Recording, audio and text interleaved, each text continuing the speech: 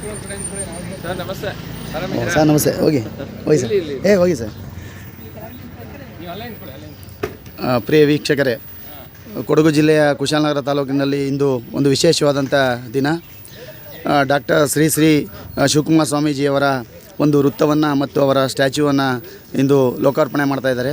ಕುಶಾಲನಗರದ ನಾಗರಿಕ ಬಂಧುಗಳು ಯಾವುದೇ ರೀತಿಯ ಭಿನ್ನಾಭಿಪ್ರಾಯವನ್ನು ಮರೆತು ಭೇದ ಭಾವವಿಲ್ಲದೆ ಜಾತ್ಯತೀತ 21ನೇ ಶತಮಾನದ ಮಾನವತಾವಾದಿ ಶಿವಕುಮಾರ ಸ್ವಾಮೀಜಿಯವರ ನಾಮಫಲಕ ಮತ್ತು ಸ್ಟ್ಯಾಚ್ಯೂವನ್ನು ಲೋಕಾರ್ಪಣೆ ಮಾಡ್ತಾ ಇರ್ತಕ್ಕಂಥದ್ದು ಕುಶಾಲನಗರದ ಜನತೆಯ ಒಂದು ಅವರ ಮನಸ್ಸಿಗೆ ಮತ್ತು ಭಕ್ತಿಗೆ ಹಿಡಿದಂಥ ಕೈಗನ್ನಡಿ ಅಂತಕ್ಕಂಥದ್ದನ್ನು ಈ ಮೂಲಕ ತಿಳಿಸಲು ಬಯಸ್ತೇನೆ. ಈ ಒಂದು ಕಾರ್ಯಕ್ರಮದಲ್ಲಿ ಕುಶಾಲನಗರದ ಎಲ್ಲ ನಾಗರಿಕ ಬಂಧುಗಳು ಸಹ ಭಾಗವಹಿಸ್ತಾ ಇದ್ದಾರೆ.